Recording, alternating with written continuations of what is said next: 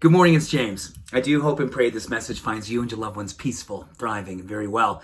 Thank you for your time. Thank you for your energy. I'm deeply grateful to have the honor, the blessing of laying eyes on you today. This morning's message is for every single one of us who is finding more and more that their ability to bounce back after challenges that are happening out in the world, challenges happening more in your intimate circle, or you're just kind of carrying a lot of stuff. You got a lot on your mind. You're doing your very best to keep it all going, and then something happens, just knocks you off your game, and then you find yourself just going, oh my gosh, I am looking for a way to maintain my peace, my prosperity in the world, which means to be hopeful in the world. That means to prosper, and at the same time continually evolve and keep your spirit light, full, because your spirit light is, oh my gosh, there's never been a time in my life where I knew my spirit light was the most important thing for me to keep on.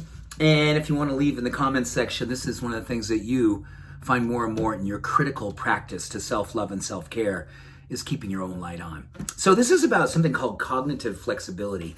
And this is so important because that's how they define it.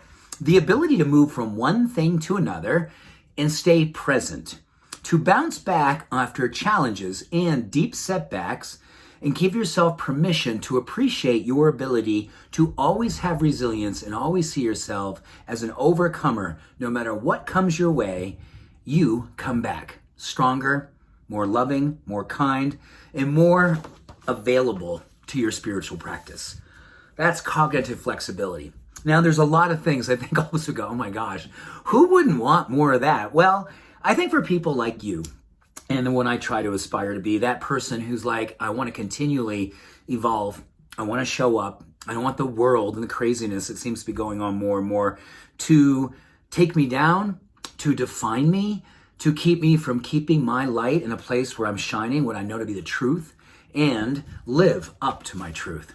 So there's three things that science is telling us, because I feel like scientists are going, oh my gosh, more and more of us are trying to figure out how do we keep our mind and our brain being able to be malleable, to flexible, to continually evolve and not let stuff knock us down or keep us down. Number one, change your environment. Step outside, walk and breathe. So you get a rough email, you had a rough phone call, you had a tough interaction with a stranger, someone you love, someone who's close to you. What the science is telling us is, first thing you can do is once you're done with that, not like done with that, but you know what I mean? Once that's over, you get outside and you just give yourself permission to breathe. You walk outdoors, you breathe, and this gives your brain a neurogenic opportunity to upgrade itself, let go of the loop of what could put us in the tailspin, right? The tailspin of rumination, like, oh my gosh, can't believe that happened, and what's in it for me, and how did that, you know, that dialogue. So it gives us a chance to break free of that and spiral upward in a creative, flexible way. Second thing, seek novelty in your daily routine. So this is something that we're doing ahead of time. So we're not necessarily waiting for the challenge to happen. This is something that we do first thing in the morning. We do something that's novel. We do something that's new. I love to read in the daily word, which is sort of my spiritual practice, to read something that's new and different, helps me to think, helps me to aspire. Then I go into meditation and I affirm on the thing that I just learned. That's novelty at a deep, deep level.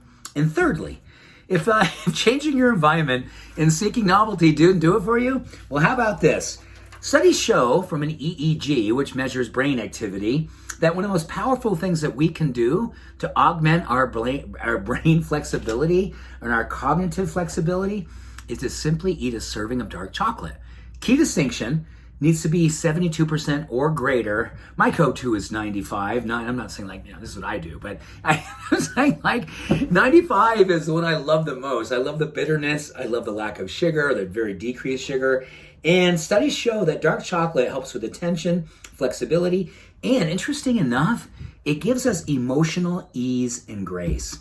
And my ritual starts 1 o'clock in the afternoon. It's religious. Sometimes I do it 9 and 10 in the morning if I just had that kind of day. I'm not adverse to having a good dark chocolate any time of the day, just not late in the day or early evening, because sometimes it gives me a bit of a buzz and I don't sleep as well. So change your environment, step outside and breathe, seek novelty in your daily routine, and dark chocolate. So here's to cognitive flexibility, the ability to move from one thing to another, to hold presence, and to bounce back from deep challenges and setbacks with a level of zeal, peace, and purpose. Beautiful stuff. I hope this benefits you, and I hope this blesses you abundantly. Much love. Take care. All the best. Bye for now.